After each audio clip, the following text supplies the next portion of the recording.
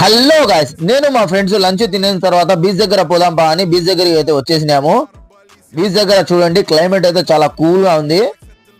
Water చూడండి ఏం floating అవుతుందో. బాబా బాబా బా ఈ రోజు అయితే వాటర్ ఫుల్ గా వచ్చినాయి గాయ్స్ బీచ్ లో. చూడండి నా ఫ్రెండ్స్ అందరూ వచ్చేసి ఫోటోలు తీసుకుందామని వీడైతే ఫోటోలు దిగుతున్నాడు.